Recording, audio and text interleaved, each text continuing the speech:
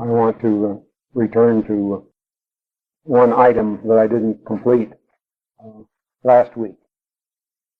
It came up in the discussion, but I wanted to give it a little more formal attention.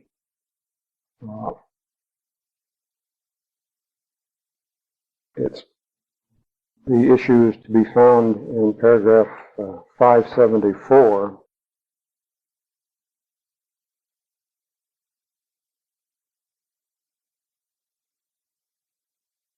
And then on again into 575,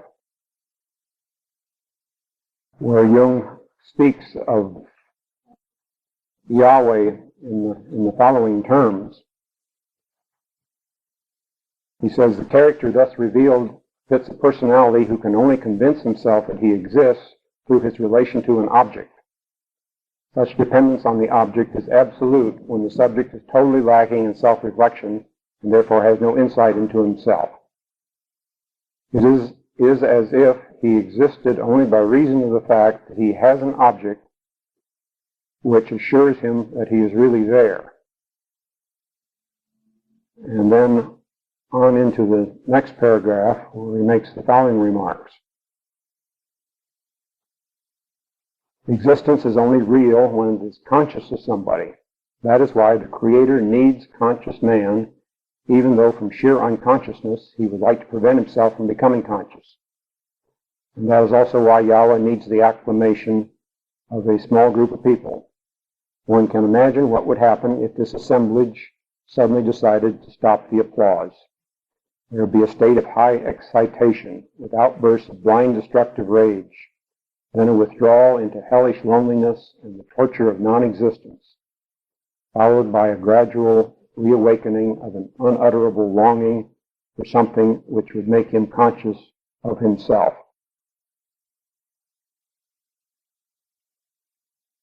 This is a magnificent description of a basic feature of the unconscious, namely, its need to be seen. See, this is the basic work of analysis, to pour attention into the unconscious so that it can be seen. And as it's seen, then it's appeased.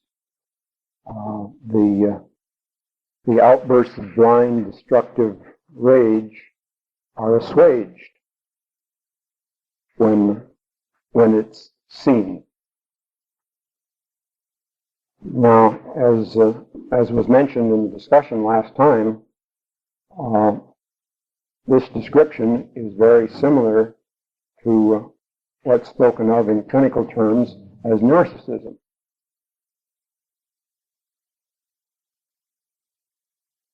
I report a dream that actually makes that connection explicit.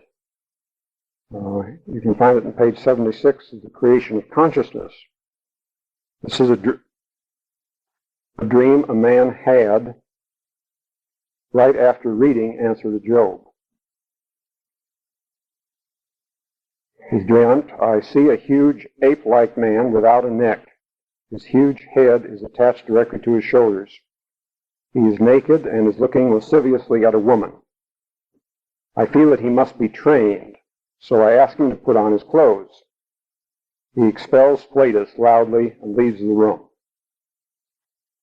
And the immediate association to this ape-like man was, first of all, to the description of Yahweh, as he had been reading about in Answer to Job, and then to an autistic child of his acquaintance. You say infantile or child autism is the kind of extreme, pure example of the narcissistic syndrome, and the dream here is picking up and equating a certain aspect of the Yahweh phenomenon with with autism, which is total preoccupation with one's inner center, the self, the whirling motion that is so characteristic of autistic children, is expressive of the fact that they are living completely within the confines of the identity with the self, and so they're revolving around that inner center. In another dream that I quote on the same page, an ape-like figure is again associated with the God image.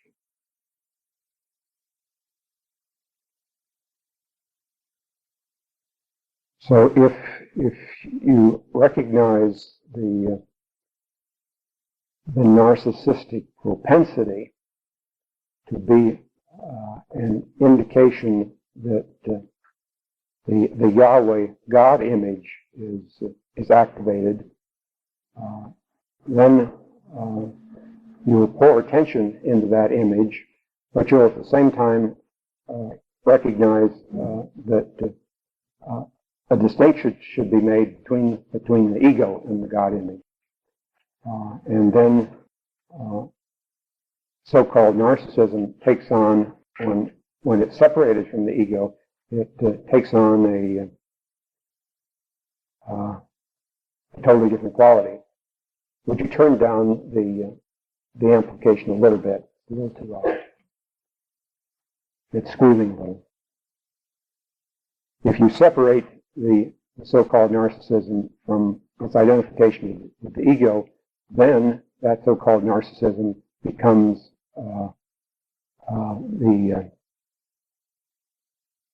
the demand of the God image for attention. Then it's no longer the ego's demand for attention, but rather the demand of the self for attention, and that changes the whole state of affairs. All right, now turning to tonight's material, I have a number of items to refer to.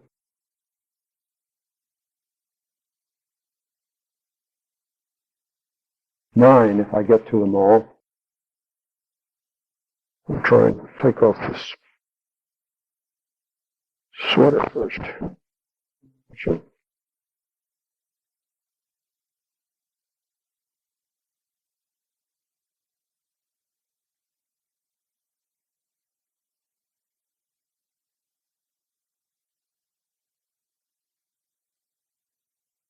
The material in this book is just loaded with profound psychological insights that are embedded in it, providing you make translation from the mythological imagery that Jung is using to the psychological correlates. Then you begin to appreciate the profound insights that are present here. I'm going to try and point out a few of those to you. First one on on paragraph 577, where Jung speaks of the special providence which singled out the Jews from among the divinely stamped portion of humanity and made them the chosen people, which burdened them from the start with a heavy obligation. This is the theme of being the chosen one. It's really a central theme of individuation. And I draw your attention to a fine essay on this subject by Ruth Kruger in her book Psyche and Bible. It's an essay on the chosen people. I'd like to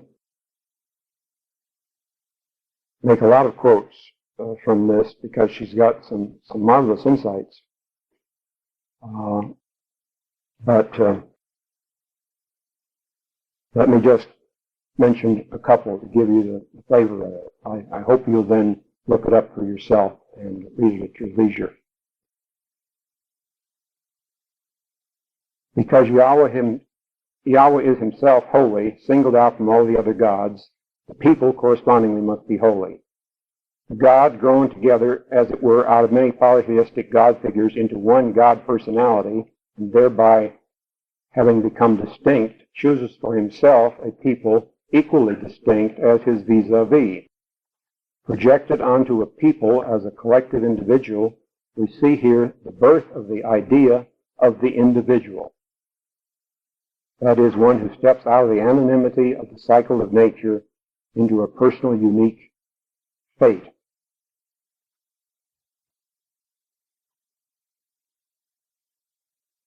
One other one. Returning to our initial question, why God chose one single people, we see from the inner dynamics of the total election event that it had to be some people. That it was Israel may be related to its difficult situation, which prepared it to follow an inner way. It was a poor peasant people, eternally oppressed by the surrounding kingdoms of Egypt and Babylon. It could make room for itself only inwardly, and was thereby peculiarly suited to take upon itself the misery and dignity, the curse and blessing of God's election. And here's quite an insightful remark. It was, so to speak, God's easiest prey. Now, these remarks are all profoundly relevant to the experience of the ego as it encounters the self and becomes aware that it is chosen as the unique chosen one to incarnate the self. And that very often is experienced as kind of being the easiest prey, as being the outcome of a state of misery.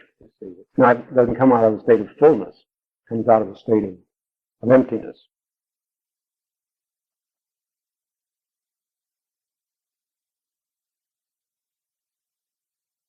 Item number 2, page 579. And we read this.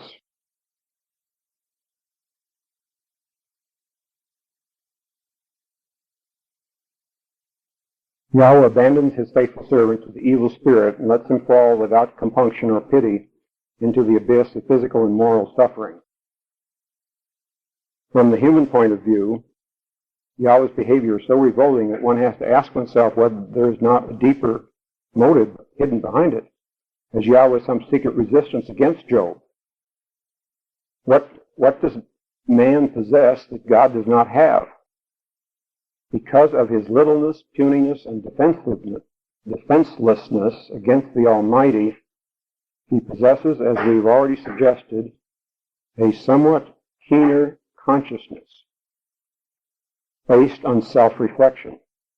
He must, in order to survive, always be mindful of his impotence. God has no need of this circumspection, for nowhere does he come up against an insuperable obstacle that would force him to hesitate and hence make him reflect on himself. Now here's another crucial insight about the nature of psychology. What he's telling us is that the experience of weakness or defeat is a sine qua non for consciousness. But you can't be a conscious being unless you can experience weakness and defeat. I talk about that whole matter in Ego and Archetype. Some of you may remember the diagram that I used to illustrate a cycle. I put the gist of it up on the board as a reminder. It comes from page 41 of Ego and Archetype. What it pictures is the way consciousness is progressively developed out of the original condition of ego self-identity, an original condition of inflation. The infantile psyche is in a state of identification with the self, and it's in a state of inflation. It's identified with the deity, and very progressively, if life provides the right lessons, through rejections and defeats and experiences of weakness, it gradually becomes conscious and goes through that cycle again and again. And each time it goes around, there's a little increase in consciousness. Now, the psychology of the spoiled child short circuits. Its ego self-identity is not corrected. It acts out inflation, and instead of being punished or defeated, it's allowed to get away with it, so that the cycle does not complete itself. And short circuits. See, what this cycle reveals is that the transformations that take place as ego self-identity is subjected to recurrent experiences of defeat and failure and weakness. That composite entity of ego and self undergoes transformation. So this means that as consciousness grows, both the ego and the self undergo transformation. And in terms of Job and Yahweh, it would mean that as Job's consciousness of Yahweh's nature grows, at the same time, Yahweh is transformed. It's a real disadvantage to be omnipotent, to be immortal. In fact, as far as I can tell, consciousness can only develop in mortal creatures. I don't believe it's possible for consciousness to develop in immortal creatures, if there be such a thing. In other words, the archetypes themselves can not evolve into full consciousness without being rooted through a mortal ego to bring that consciousness into realization. And that's what Jung is saying in effect here when he says that Job possesses something that God doesn't have.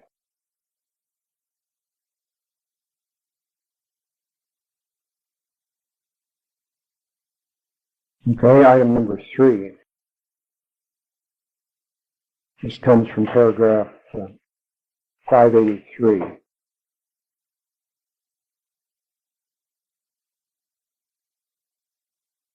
He says, why Job's torments and the divine wager which suddenly come to an end is not quite clear. So long as Job does not actually die, pointless suffering could be continued indefinitely. We must, however, keep an eye on the background of all these events. It's just possible that something in this background will gradually begin to take shape as a compensation for Job's undeserved suffering.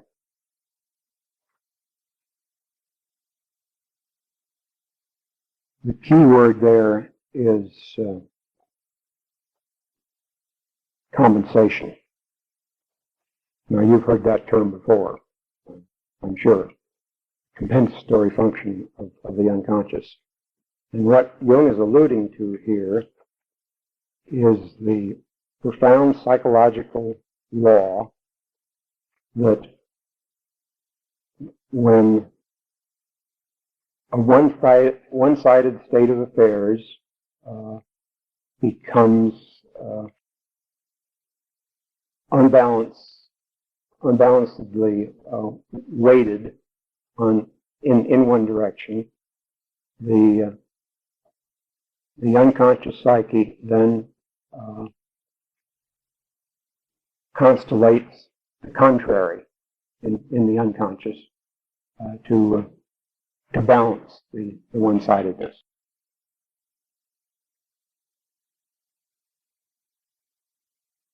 So here that process of compensation is being applied to God image, the Yahweh figure himself.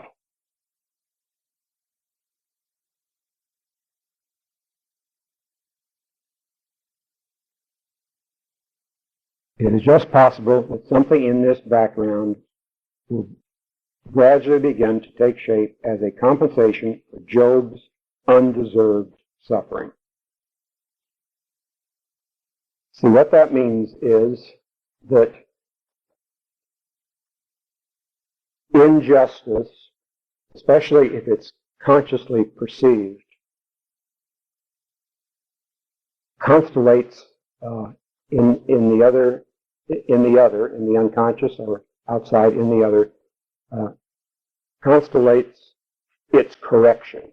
In other words, injustice consciously perceived and born constellates justice. This is really quite a fundamental psychological law. And I would like to draw your attention to a wonderful essay on this subject by Emerson. It's an essay entitled Compensation. He had a wonderful intuitive perception of how the compensatory process operates in the collective psyche.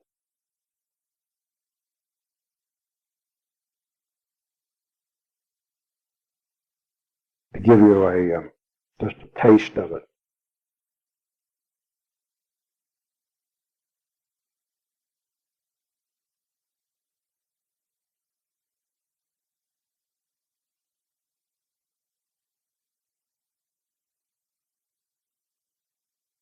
The universe is alive. All things are moral.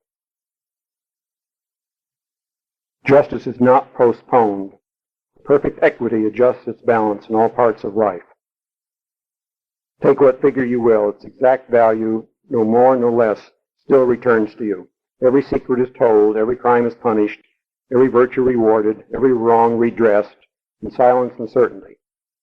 What we call retribution is the universal necessity by which the whole appears wherever a part appears. That's a profound insight, which isn't visible if you look at the way the world functions just on the surface. But if you perceive how it functions from the inside, it's a profound truth.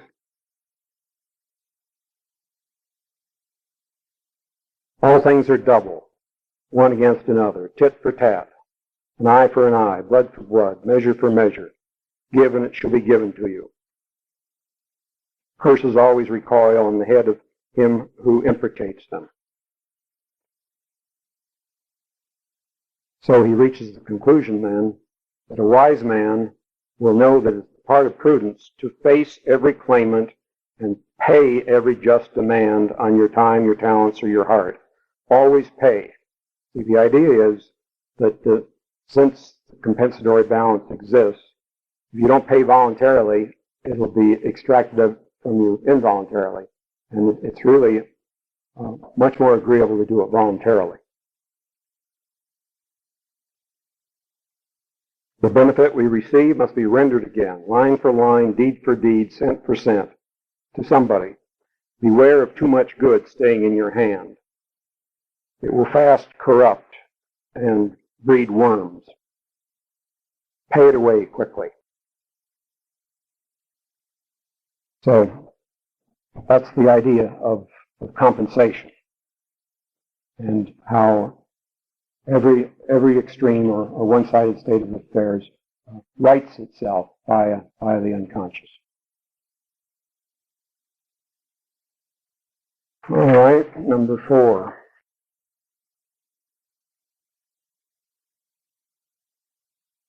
This comes from paragraph 584.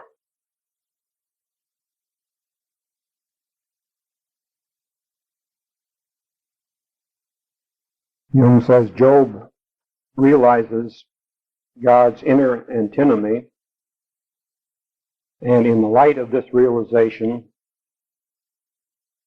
his knowledge attains a divine numinosity.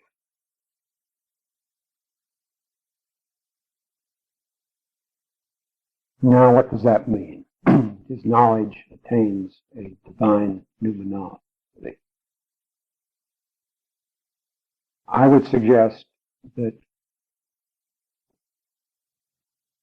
what he's referring to here is actually an experience of the conjunctio. You see, if Job's knowledge, his consciousness, attains a divine numinosity, that means then that he's become a partner in Yahweh's divinity. And the realization that's being expressed here is the realization of the ego-self partnership. The partnership in creating consciousness. And it's that realization that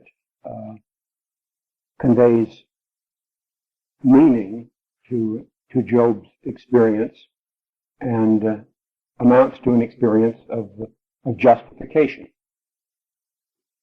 He's justified through his awareness that his experience is part of the ego-self partnership in which he is sharing a role in the divine drama.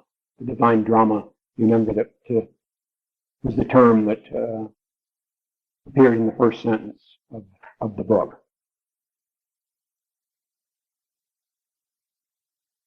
Okay, item number 5.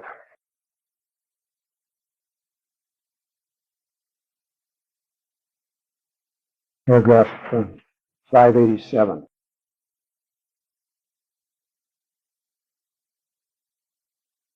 Yahweh pays so little attention to Job's real situation that one suspects him of having an ulterior motive which is more important to him. And then comes the crucial sentence. Job is no more than the outward occasion for an inward process of dialectic in God. Now here's another very profound idea. And let me restate it in psychological terms. Job is no more than the outward occasion for an inner process of dialectic in God. In psychological terms, then we could say the ego is an outward occasion for an inward process of dialectic in the self. So here again, we have a realization of the partnership. And once again, such a realization communicates a sense of meaningfulness, because the painful experience that one's going through is purposeful. It's part of a larger transpersonal process. It's part of the divine drama, the process of inner dialectic in God, which requires an ego for that process to proceed.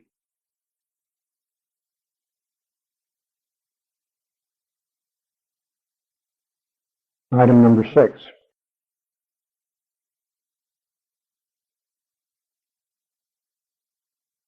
This is in paragraph 591, and then again in 594.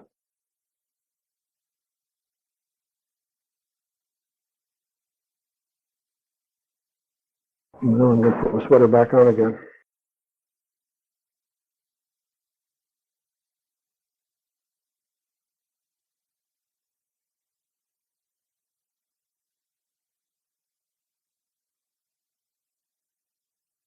Yahweh sees something in Job which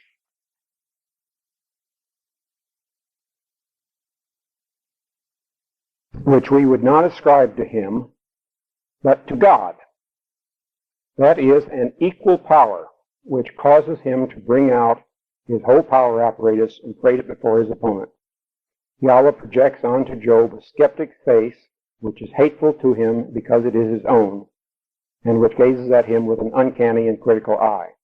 He is afraid of it, for only in face of something frightening does one let off a cannonade of references to one's power, cleverness, courage, invincibility, etc. And then in paragraph 594, he adds, Job is challenged as though he himself were God.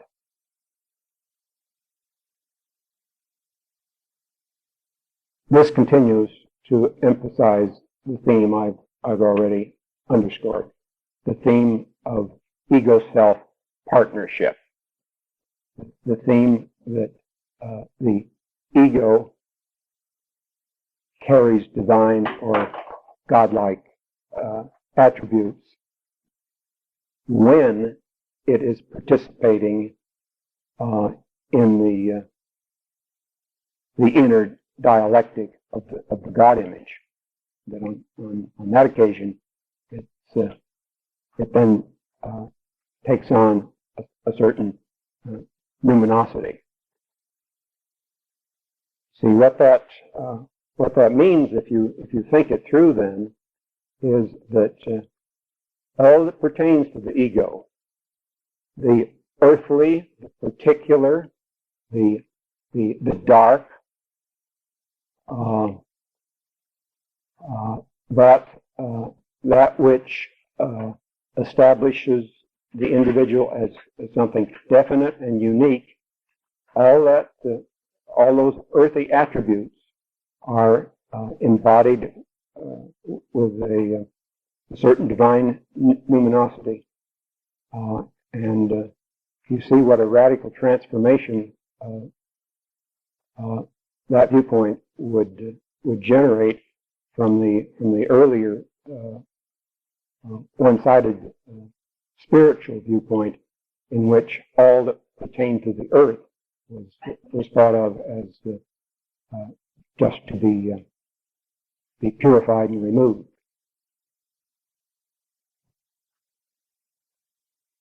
All right, item number 7. This comes from paragraph 595.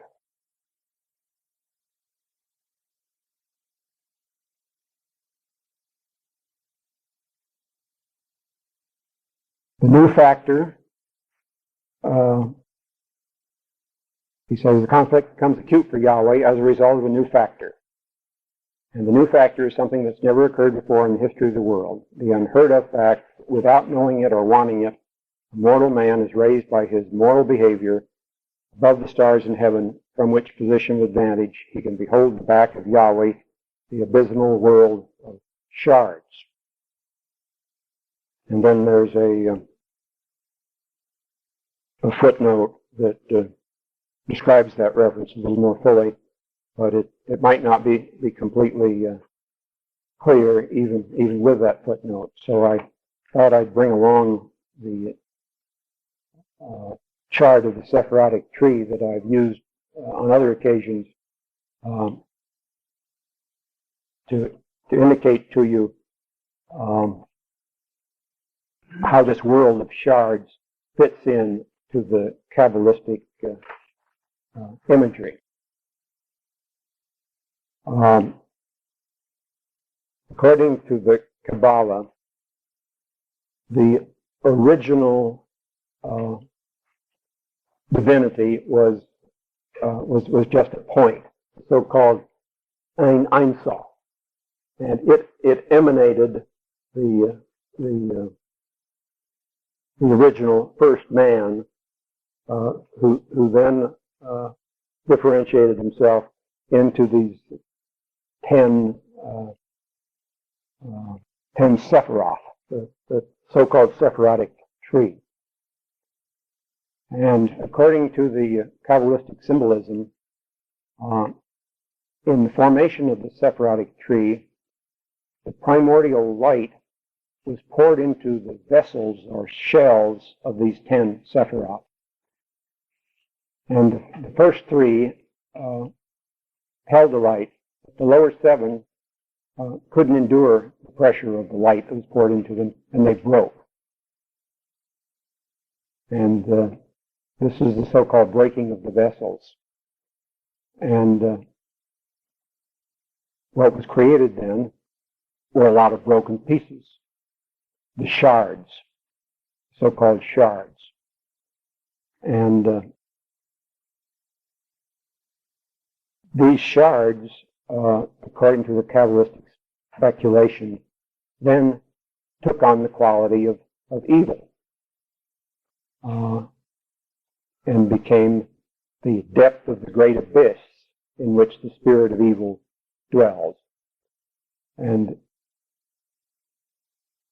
it's a symbolic image, one of the features of which is that as the Godhead manifests itself, as it emanates and tries to differentiate itself, it undergoes, it splits, it undergoes a separatio process, and part of it breaks into an evil world, the abysmal world of shards. And that's what Jung refers to in this passage.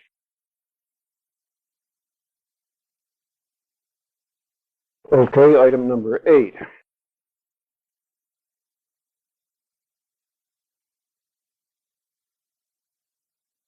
This is referred to in paragraph 600.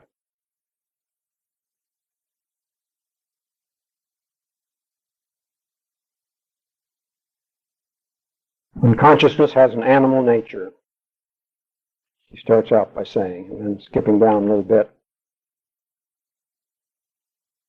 he says this animal symbolism explains Yahweh's behavior, which from the human point of view is so intolerable.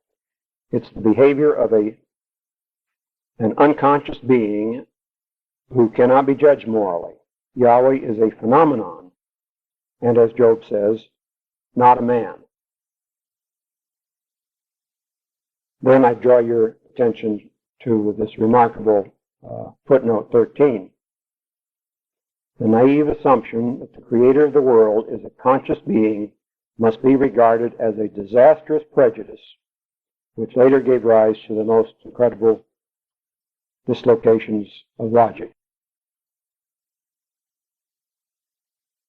But, reading on down farther, when we understand that what we're dealing with is divine unconsciousness and a lack of reflection, then that enables us to form a conception of God which puts his actions beyond moral judgment and allows no conflict to arise between goodness and beastliness. But once again, what he's describing here is the nature of the unconscious. This is not metaphysical theology that Jung is indulging in. This is empirical psychology. So he's describing what he knows by his own experience.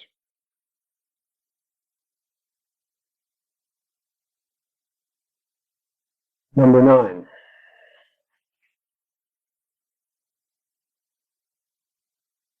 This comes from paragraph 605 and and the following, 5 and 6. He tells us that Job did get his satisfaction. He says, nevertheless, Job got his satisfaction without Yahweh intending it, and possibly without himself knowing it.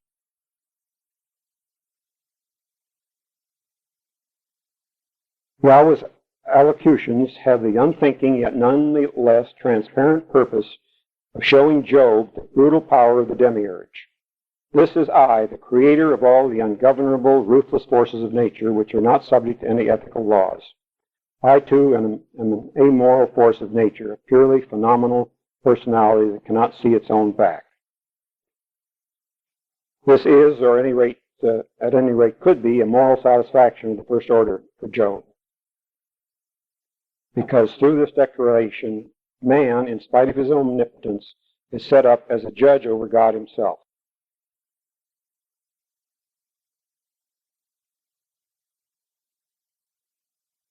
Now he puts this remark even more clearly in the way he expressed it to Rutger Kluger, who passed it on to us in her book, The Image of Satan in the Old Testament, page 129. Here's what Rivka has Jung say about Job's satisfaction. In his great final speech, God reveals himself to Job in all his frightfulness.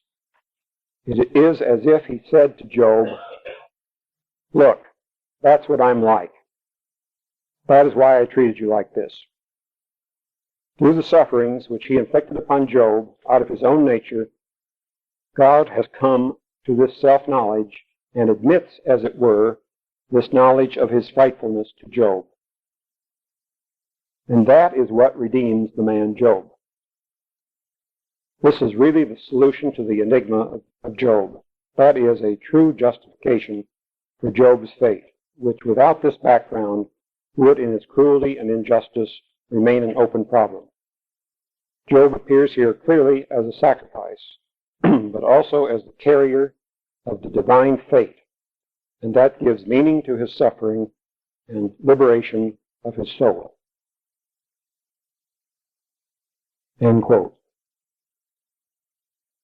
Now, what makes this statement so relevant for us in our psychological work is that it's a symbolic description of the consciousness of the transpersonal dimension of an ordeal, a problem, or an item of personal suffering, which redeems it, which redeems the suffering, which redeems the complex. It's a symbolic description of the dawning of a transpersonal dimension of consciousness that has the power of redemption. Okay.